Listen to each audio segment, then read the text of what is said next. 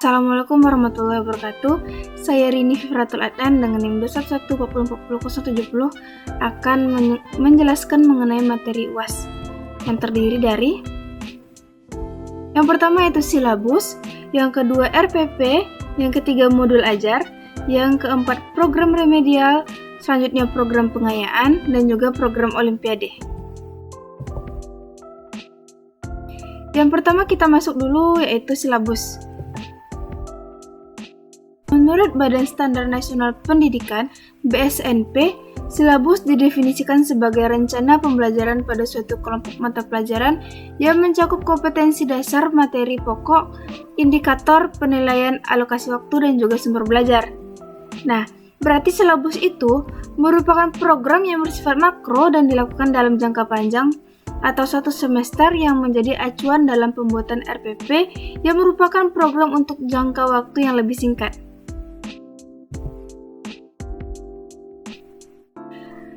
Tujuan, fungsi, dan manfaat dari silabus.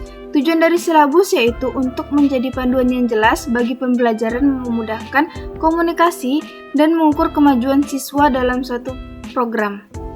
Fungsi dari silabus itu adalah sebagai alat untuk aktualisasi kurikulum secara operasional pada tingkat satuan pendidikan sehingga memudahkan guru dalam melakukan tugas pembelajaran.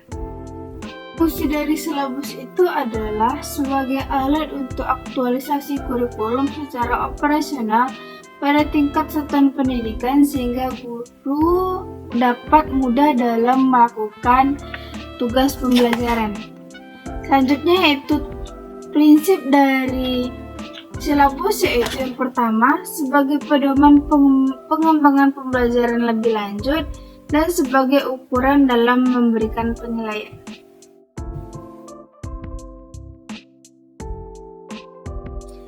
Adapun prinsip-prinsip dari silabus yang pertama yaitu ilmiah. Ilmiah itu adalah harus benar dan dapat dipertanggungjawabkan. Nah, di mana konsep dari ilmiah ini yaitu bahwa keseluruhan materi dan kegiatan yang menjadi muatan dalam silabus harus benar dan dapat dipertanggungjawabkan secara keilmuan. Mengingat silabus berisikan garis-garis besar isi atau materi pembelajaran yang akan dipelajari siswa, maka materi atau isi pembelajaran tersebut harus memenuhi kebenaran ilmiah. Untuk itu, dalam penyusunan silabus disarankan melibatkan ahli bidang keilmuan masing-masing mata pelajaran agar materi pembelajaran tersebut memiliki validitas yang tinggi. Selanjutnya yaitu adalah prinsipnya relevan. Relevan di sini mencakup harus sesuai dengan tingkat perkembangan peserta didik, yang mana cakupan, kedalaman, tingkat kesukaran, dan urutan penyajian materi dalam silabus harus sesuai dengan tingkat perkembangan fisik, intelektual, sosial, emosional, dan spiritual peserta didik. Selanjutnya yaitu sistematis. Nah, di sistematis ini komponen-komponen dalam silabus harus saling bersambungan secara fungsional dalam mencapai kompetensi. Selanjutnya yaitu konsisten, yang mana bahwa dalam silabus harus nampak hubungan yang konsisten. Nah, antara kompetensi dasar, indikator, materi pokok, pengalaman belajar, sumber belajar, dan sistem penilaiannya seperti apa. Selanjutnya yaitu memadai. Memadai di sini maksudnya adalah bahwa cakupan indikator, materi pokok, pengalaman belajar, sumber belajar, dan sistem penilaian harus mencakup segala indikator yang ada. Nah, kita lanjut ke yaitu komponen-komponen yang ada dalam silabus. Yang pertama yaitu identifikasi. Identifikasi ini mencakup dari satuan lembaga, nama mata pelajaran, kelas atau semesternya, kemudian tahun pelajaran yang mana di sini sebagai identitas dari masing-masing sekolah.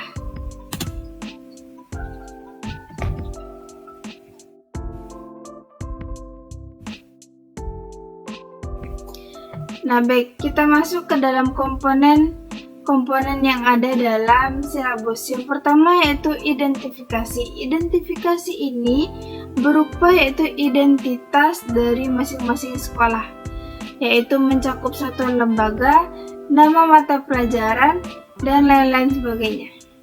Selanjutnya itu ada standar kompetensi, yang mana patokan ini tentang pengetahuan dan sikap yang harus dimiliki peserta didik.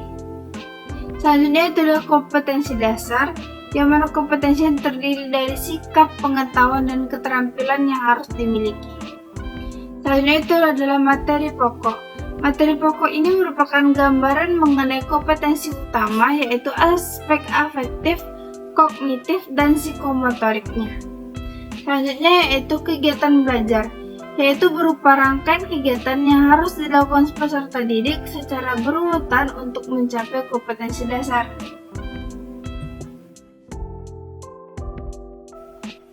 Baik, selanjutnya kita masuk ke dalam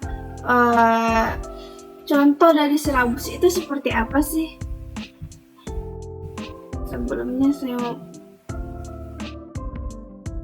Sebelumnya, di sini yaitu adalah identitas dari silabus. Ada nama sekolah, mapel, kemudian kelas, semester, tahun pelajaran. Selanjutnya itu adalah kompetensi inti. Nah, di dalam tabel ini barulah KD per masing-masing indikatornya. Yang pertama ada KD 3.1, kemudian indikatornya apa aja, materi pokoknya, nilai karakter, kegiatan pembelajaran, alokasi waktu, sumber belajar, dan juga penilaian. Penilaian di sini ada berupa sikap afektif, psikomotorik, dan juga kognitifnya. Oke, next. Kita masuk ke dalam rancangan pelaksanaan pembelajaran atau disingkat dengan RPP. Yang pertama kita masuk dulu dengan definisi apa itu RPP. RPP adalah rencana yang menggambarkan prosedur dan pengorganisasian pembelajaran untuk mencapai satu kompetensi dasar yang diterapkan dalam standar isi dan dijabarkan dalam silabus. Lingkup rencana pembelajaran paling luas mencakup satu kompetensi dasar yang terdiri dari atas satu kompetensi dasar. Oke, apa sih guna dari RPP? Nah, yang pertama yaitu fungsi dari RPP. Kita masuk dulu yaitu fungsi dari RPP adalah sebagai acuan bagi guru untuk melaksanakan kegiatan pembelajaran agar aktivitas pembelajaran menjadi lebih terarah dan dapat terlaksana secara efektif dan efisien. Oleh karena itu, setiap guru di setiap satuan pendidikan dibebani tanggung jawab menyusun RPP untuk kelas di mana guru tersebut akan mengajar. Nah, next kita masuk ke dalam yaitu tujuan. Tujuan dari RPP adalah yang pertama, memudahkan, memperlancar, dan meningkatkan hasil proses belajar mengajar. Yang kedua, memberikan kesempatan bagi pendidik untuk merancang pembelajaran sesuai dengan kebutuhan peserta didik, kemampuan pendidik, dan fasilitas yang dimiliki sekolah. Selanjutnya yaitu dengan menyusun rencana pembelajaran secara profesional, sistematis, dan berdaya guna, maka guru akan melihat, mengamati, menganalisis, dan memprediksi program pembelajaran sebagai kerangka kerja yang logis dan terencana. Selanjutnya yaitu manfaat dari RPP. Yang pertama yaitu pembelajaran lebih tertata. Yang kedua, menggunakan penyampaian materi lebih terarah. Yang ketiga, menentukan target dan tujuan. Selanjutnya, melihat keberhasilan belajar siswa. Selanjutnya yaitu mengembangkan kegiatan pembelajaran. Oke, kita masuk yang ke prinsip-prinsip dari RPP. Yang pertama itu perbedaan individual siswa. Nah, di perbedaan individual siswa ini yaitu meliputi kemampuan awal, tingkat intelektual, bakat, potensi, minat, motivasi belajar, kemampuan sosial, emosi, gaya belajar, kebutuhan khusus, kecepatan belajar, dan sebagainya. Selanjutnya yaitu berpartisipasi aktif peserta didik. Nah, dengan adanya RPP yang lebih terancang, lebih terstruktur, di sini peserta didik dapat lebih aktif untuk berpartisipasi karena pembelajaran lebih terarah pastinya dan lebih dapat dipahami oleh peserta didik. Selanjutnya yaitu berpusat pada siswa, yaitu mendorong semangat belajar, motivasi, minat, kreativitas, inisiatif, inspirasi, inovasi, dan kemandirian. Selanjutnya yaitu pengembangan budaya membaca dan menulis, yaitu dirancang untuk mengembangkan kegemaran membaca, pemahaman beragam bacaan, dan berekspresi dalam berbagai bentuk tulisan. Selanjutnya penerapan pembelajaran teknologi informasi. Dengan adanya RPP juga dapat menerapkan teknologi informasi yang lebih terintegrasi, sistematis, dan efektif sesuai dengan situasi dan kondisi. Oke, kita masuk ke dalam komponen-komponen yang ada dalam RPP itu apa aja sih? Yang pertama itu adalah pastinya identitas sekolahnya, kelasnya, kemudian tahun pelajarannya. Kemudian kita masuk ke dalam materi pokok. Materi pokok ini berupa materi-materi apa aja yang akan kita ambil dalam satu semester. Selanjutnya itu adalah alokasi waktu, kemudian kompetensi inti KI 1 sampai KI 4, kemudian kompetensi dasar, tujuan pembelajaran. Baik, kita masuk ke dalam komponen-komponen yang ada dalam RPP. Yang pertama yaitu adalah identitas berupa nama sekolah atau satuan pendidikannya. Kemudian ada kelas, semester, mata pelajaran, tahun pelajaran. Selanjutnya kita masuk ke dalam materi pokok. Materi pokok apa yang kita ambil dalam satu pertemuan tersebut. Kemudian alokasi waktu, yaitu alokasi waktunya dalam di sekolah itu untuk pelajaran matematika itu berapa jam satu pertemuannya. Kemudian kompetensi inti, yaitu ada KI 1 sampai KI 4-nya. Kemudian kompetensi dasar dan indikator pencapaian kompetensi. Yang mana kompetensi dasar ini merupakan kemampuan spesifik yang mencakup sikap, pengetahuan, dan keterampilan yang terkait muatan pelajaran. Sedangkan indikator pencapaian merupakan penanda pencapaian kompetensi dasar yang ditandai oleh perubahan perilaku yang dapat diukur yang mencakup sikap, pengetahuan, dan keterampilan. Selanjutnya kita masuk ke dalam tujuan pembelajaran yang dirumuskan berdasarkan KD dengan menggunakan kata kerja operasional yang dapat diamati dan diukur yang mencakup sikap, pengetahuan, dan keterampilan. Selanjutnya kita masuk ke dalam materi pembelajaran, yang mana rincian dari materi pokok yang memuat fakta, konsep, prinsip, dan prosedur yang relevan dan ditulis dalam bentuk butir-butir sesuai dengan rumusan indikator ketercapaian kompetensi.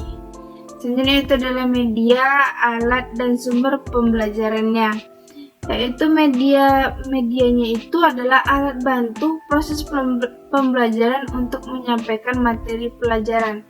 Sedangkan alat pembelajaran adalah alat bantu untuk pembelajaran yang memudahkan memberikan pengertian kepada siswa berupa fasilitas dan sebagainya. Selanjutnya itu adalah sumber belajar ini meliputi media cetak dan elektronik, alam sekitar, atau sumber belajar lain yang relevan.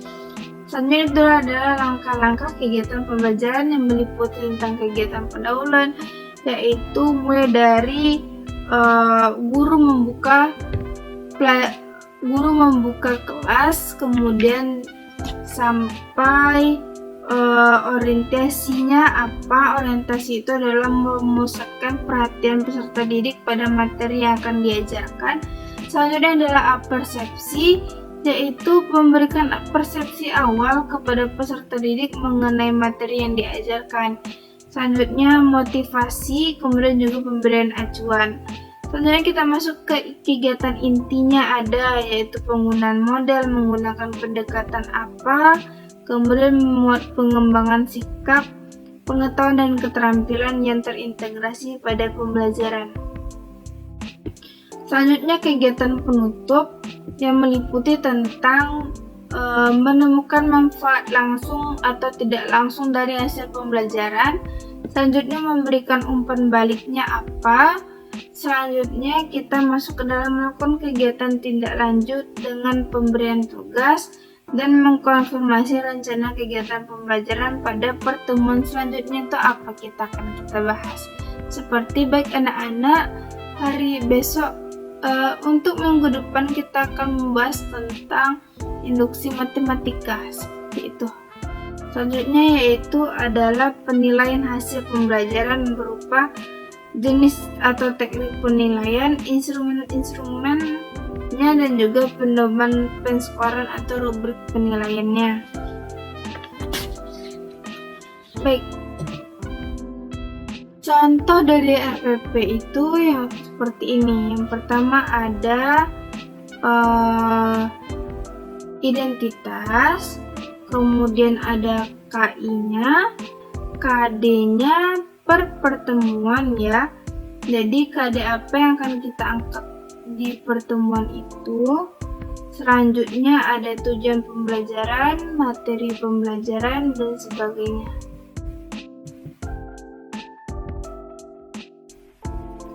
Oke, kita masuk ke materi yang ketiga, yaitu adalah modul ajar.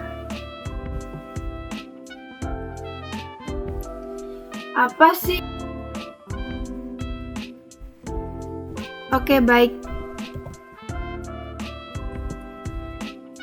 kita masuk ke dalam materi yang ketiga, yaitu adalah modul ajar. Apa sih modul ajar itu?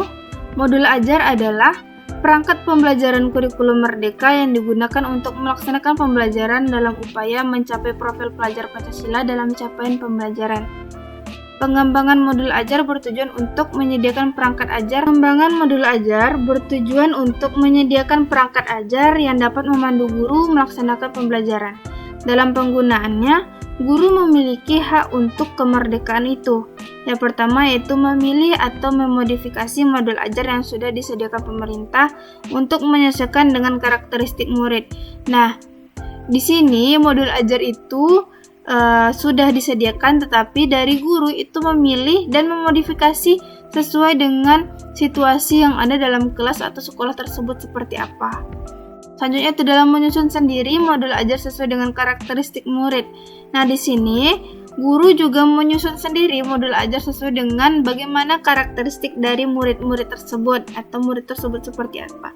Jadi, di kurikulum merdeka ini kita akan mendesain atau merancang modul ajar sesuai dengan karakteristik tiap masing-masing peserta didik yang kita punya. Selanjutnya kita masuk ke dalam prinsip-prinsip dari modul ajar ini. Yang pertama yaitu esensial. Esensial di sini adalah pemahaman konsep melalui dari setiap mata pelajaran melalui pengalaman dan lintas disiplin belajar. Nah, di sini esensial ini dari pemahaman konsep itu dari awal yaitu pengalaman belajarnya seperti apa dan lintas disiplinnya seperti apa. Selanjutnya yaitu menarik, berwarna, dan menantang. Prinsip dari modul ajar ini yaitu menarik supaya dapat menumbuhkan minat untuk belajar dan melibatkan siswa secara aktif dalam proses belajar, berhubungan dengan pengetahuan dan pengalaman yang dimiliki sebelumnya, sehingga tidak terlalu kompleks namun juga tidak terlalu mudah untuk tahap usianya. Selanjutnya yaitu adalah berrelevan dan konseptual. Relevan dan konseptual di sini berarti berhubungan dengan pengetahuan dan pengalaman yang dimiliki sebelumnya dan sesuai dengan konteks di waktu dan tempat siswa berada. Selanjutnya itu adalah berkesinambungan.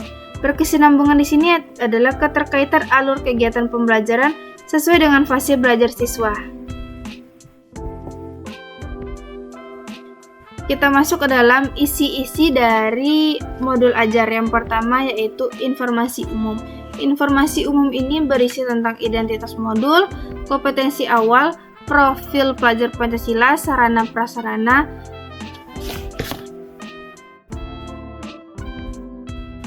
Baik, kita masuk ke dalam komponen-komponen apa aja sih yang ada dalam modul ajar. Yang pertama yaitu informasi umum. Informasi umum ini mencakup tentang identitas modul. Identitas di sini berupa nama satuan pendidikannya, kelasnya, semesternya, kemudian tahun pelajarannya, dan sebagainya. Kemudian kompetensi awal, profil pelajar Pancasila, sarana dan prasarana, target siswa. Selanjutnya itu adalah komponen inti, yang mana berisikan tujuan pembelajaran, pemahaman bermakna, pertanyaan pemantik, kegiatan pembelajaran. Kemudian selanjutnya adalah lampiran. Di sini berupa LKPD, bahan bacaan guru, glosarium, dan juga daftar pustaka. Bagaimana sih bentuk dari LKPD dari modul ajar? Nah, seperti ini, kawan-kawan. Nah, di sini teman-teman bisa lihat bahwasannya yang pertama itu adalah informasi umum. Sini adalah informasi umum, berisi tentang identitas, kompetensi awal, profil pelajar Pancasilanya seperti apa, sarana dan prasarana, target pembelajaran, model pembelajarannya apa, metode pembelajaran. Selanjutnya masuk ke dalam komponen inti yang berupa tujuan pembelajarannya, pemahaman bermakna, pertanyaan pemantik, dan sebagainya. Baik teman-teman, kita masuk ke dalam materi selanjutnya, yaitu adalah program remedial. Program remedial ini mempunyai pengertian, yaitu program remedial sebagai salah satu upaya untuk membantu siswa yang belum mencapai ketuntasan belajar berupa kegiatan perbaikan yang mencakup segala bantuan bimbingan yang diberikan kepada siswa untuk meningkatkan hasil belajar agar mencapai ketuntasan belajar yang diharapkan. Nah, di sini program remedial itu berupa program yang dirancang guru untuk memberikan berupa pemahaman atau pemahaman yang lebih untuk peserta didik yang tidak mengerti tentang materi yang ditentukan dalam ulangan hariannya. Nah, tujuan, fungsi, dan manfaat. Tujuan dari adanya program remedial itu adalah program remedial.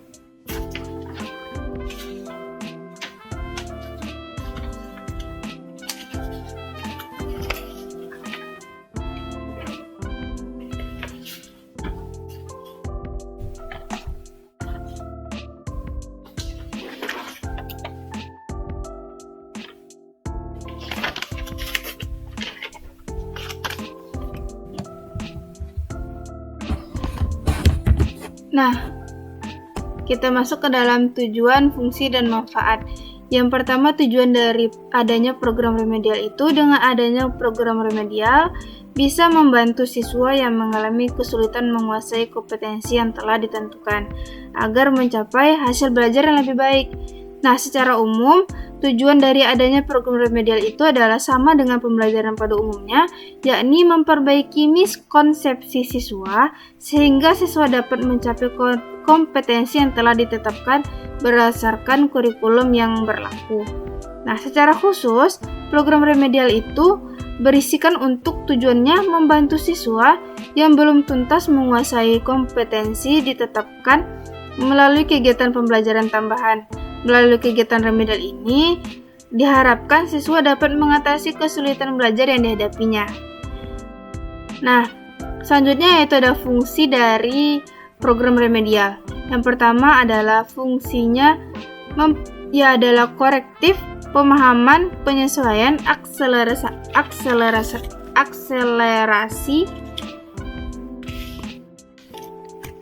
Yang pertama yaitu fungsinya memperbaiki cara belajar siswa dan cara mengajar guru.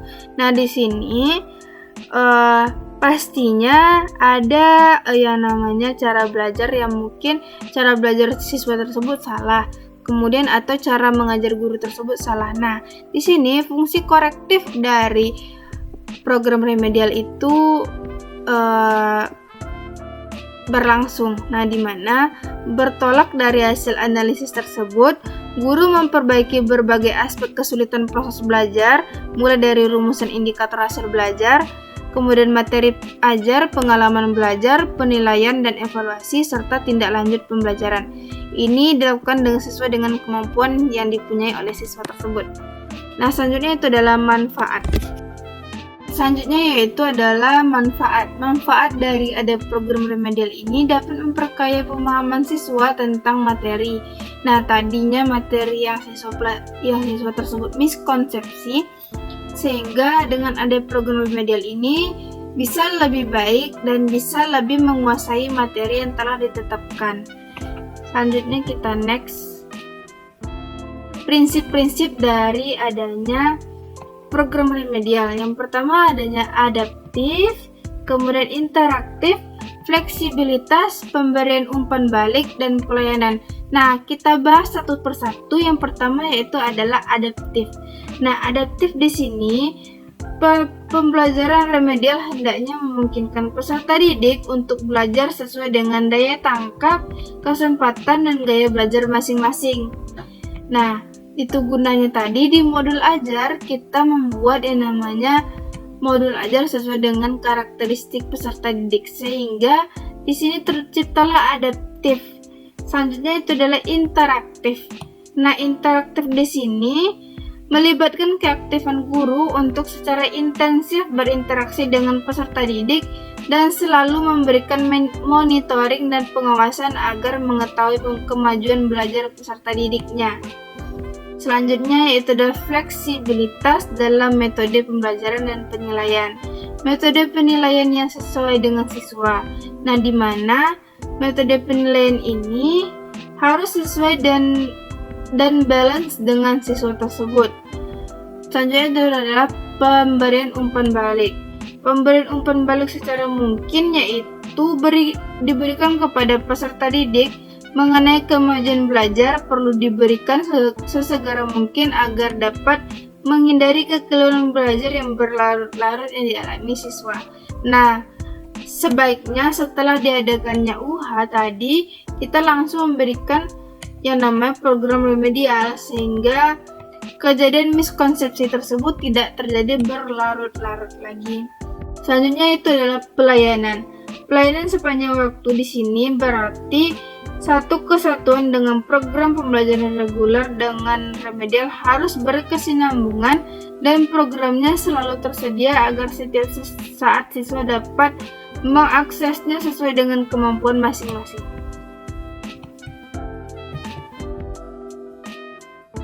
Baik, apa aja sih isi dari yang namanya modul dari program remedial? Yang pertama seperti biasa adanya identitas, yaitu adalah mata pelajaran, kelas atau semester, dan waktunya. Selanjutnya itu adalah kompetensi inti, kompetensi dasar, indikator, kemudian adanya kesulitan belajar atau hambatan siswa, langkah-langkah pembelajaran, kegiatan awal, inti dan penutupnya, alat bahan dan sumber, dan penilaian. Adapun komponen yang harus direncanakan dalam melaksanakan kegiatan remedial adalah merumuskan indikator hasil belajar, menentukan materi yang sesuai dengan indikator hasil belajar, memilih strategi dan metode yang sesuai dengan karakteristik siswa, selanjutnya merencanakan waktu yang diperlukan untuk menentukan jenis prosedur dan alatnya.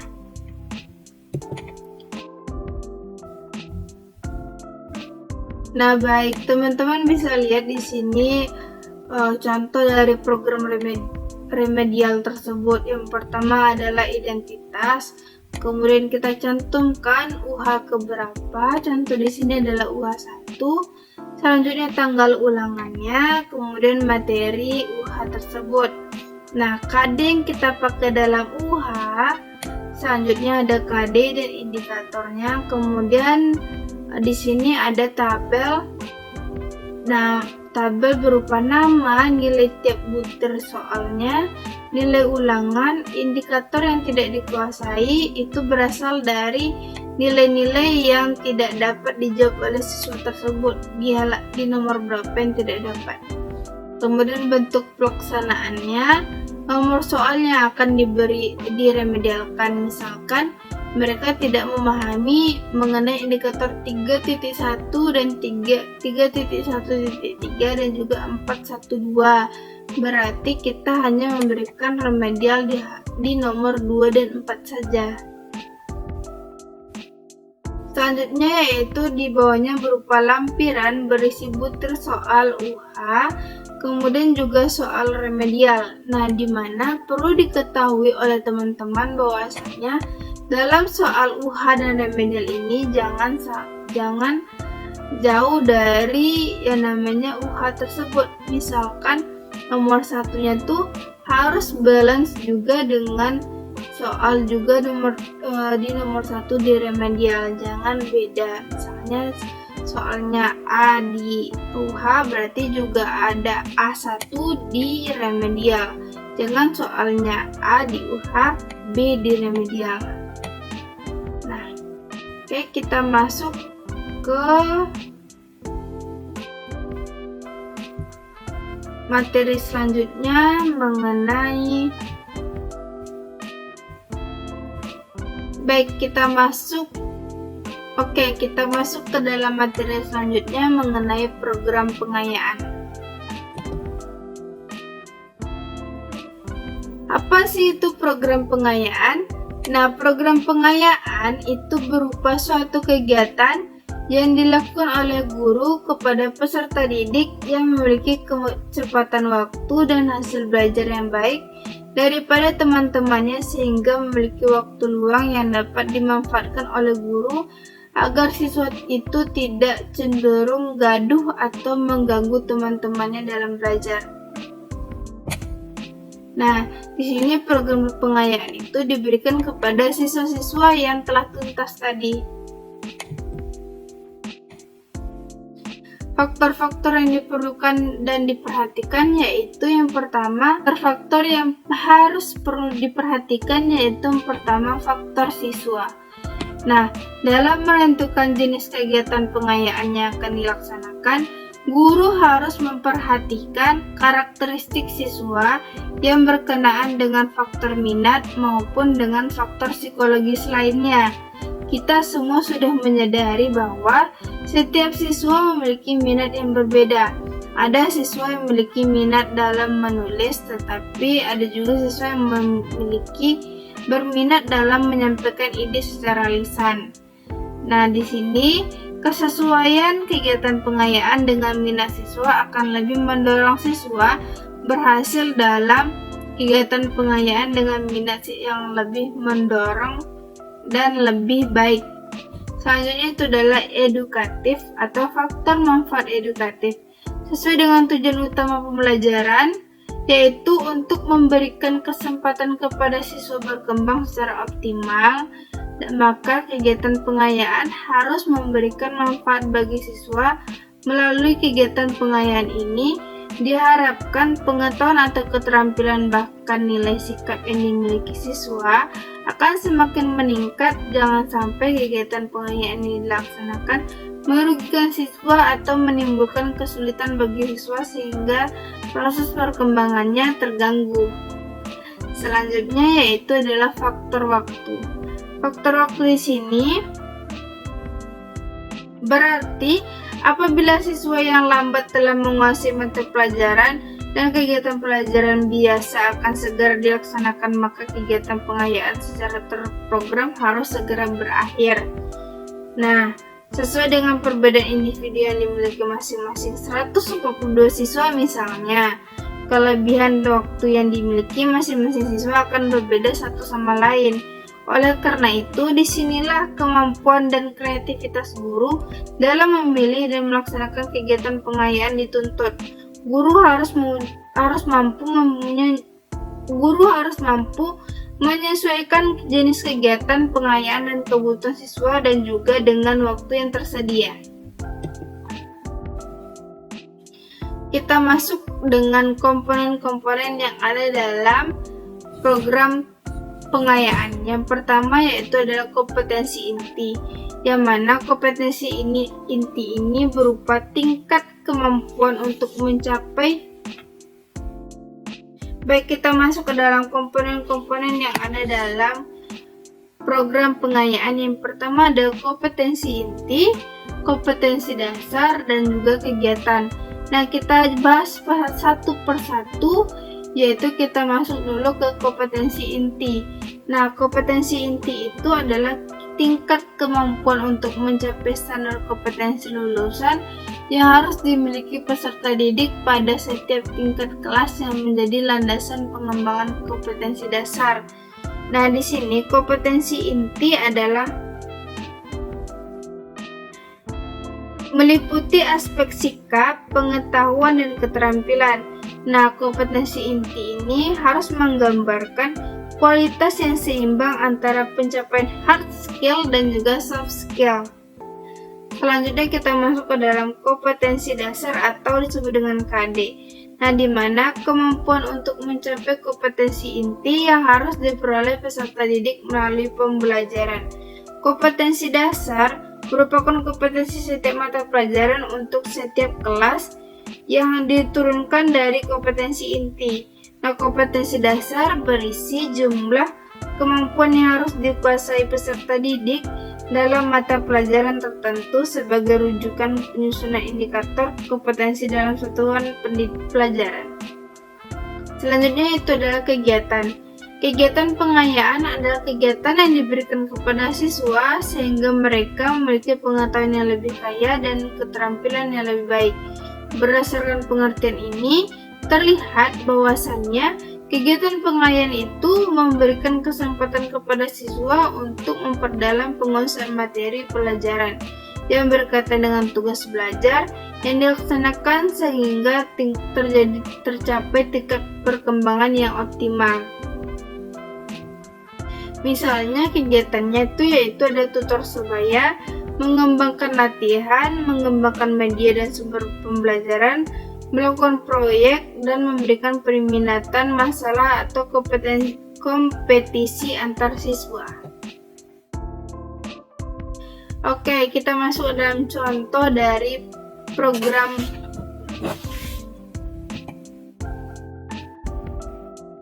kita masuk ke dalam contoh dari program pengayaan. Yang pertama adalah identitas, KD, indikator, rencana ulangan remedialnya, kemudian tanggalnya, kemudian KKM-nya, kemudian di tabelnya ada nama siswa, nilai ulangan sebelumnya, bentuk pengayaan yang akan kita berikan kepada siswa tersebut, dan juga nilai pengayaannya berapa. Setelah itu ada tanda tangan, kemudian juga ada butir soal pengayaan. Kalau misalkan kita memberikan pengayaan berupa latihan.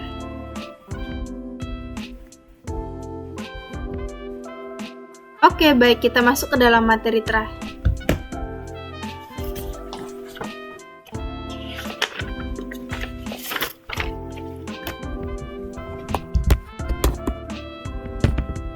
Oke, baik, kita masuk ke dalam materi terakhir, yaitu adalah program Olimpiade. Program Olimpiade itu adalah program kegiatan belajar yang direncanakan untuk dilaksanakan guna untuk mempersiapkan peserta didik melakukan atau menghadapi kompetisi. Nah, Olimpiade itu adalah sebuah kompetensi, lomba, atau pertandingan. Matematika adalah ilmu logika. Dalam Olimpiade hanya 4 bidang yang dibahas, yaitu adalah aljabar, geometri, teori bilangan, dan kombinatorik. Di sekolah biasanya peserta didik hanya dihadapkan pada pemakaian rumus yang sudah ada. Sangat berbeda dalam matematika Olimpiade. Nah, maka dari itu perlu adanya program Olimpiade. Apa gunanya sih? Nah, guna dari program Olimpiade ini yang pertama, gunanya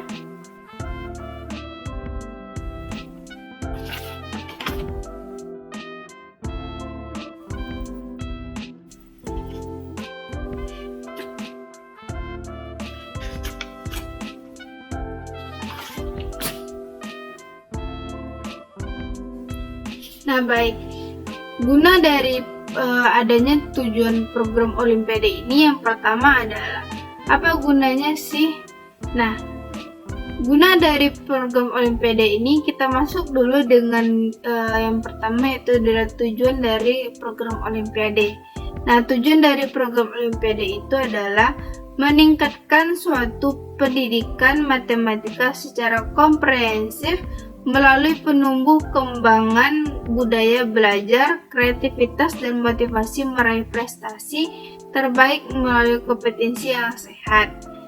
Nah, selanjutnya itu dengan adanya program Olimpiade, tujuannya yaitu menumbuh kembangkan suasana kompetitif yang sehat, kemudian meningkatkan wawasan pengetahuan.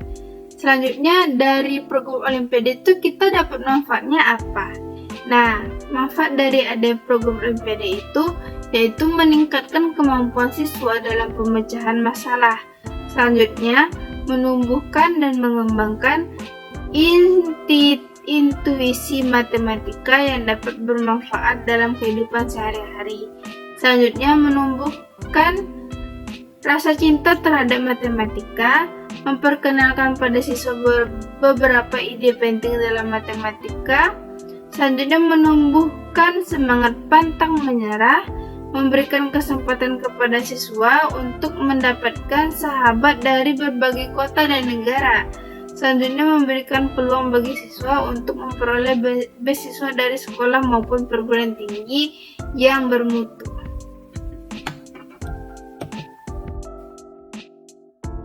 Komponen-komponen yang ada dalam program Olimpiade itu berisi identitas, jenis, kegiatan, waktu, sasaran, rangkaiannya itu apa aja, kemudian pelaksanaannya.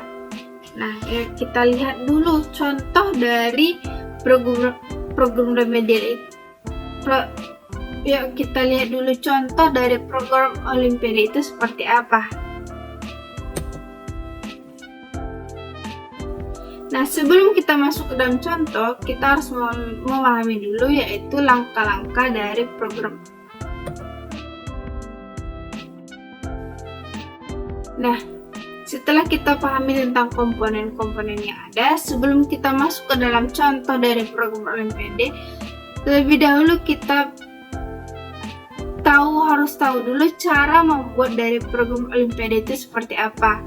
Yang pertama, langkah-langkahnya adalah memahami soal yang ada. Apakah kita mengerti apa yang ditanyakan? Apakah kita mengerti apa saja rincian-rincian dari soal-soal yang ditanyakan? Selanjutnya, menyusun strategi. Nah, strategi di sini kita harus menyusun strategi apa yang akan kita pecahkan dalam soal tersebut. Nah, selanjutnya itu adalah melakukan strategi. Setelah kita susun strateginya, maka kita lakukan dulu strateginya. Strategi seperti apa yang kita lakukan sesuai dengan penyusunan strategi yang telah kita buat terlebih dahulu. Selanjutnya, memeriksanya lagi. Nah, di sini kita harus memeriksa kembali apakah strategi yang kita gunakan itu sudah betul atau salah. Oke, masuk kita ke dalam contoh dari program Olimpiade. Nah, di sini ada program Olimpiade. Yang pertama yaitu identitas, materi pokok, indikatornya, kemudian contoh soalnya, waktunya atau pertemuan keberapakah dia, kita menggunakan metode apa, sumbernya apa, dan juga siapa saja pembinanya atau yang menyusun dari materi yang ini. Nah, baik, sekian dulu penjelasan materi dari saya. Salah atau kekurangannya mohon maaf. Assalamualaikum warahmatullahi wabarakatuh. Sampai jumpa.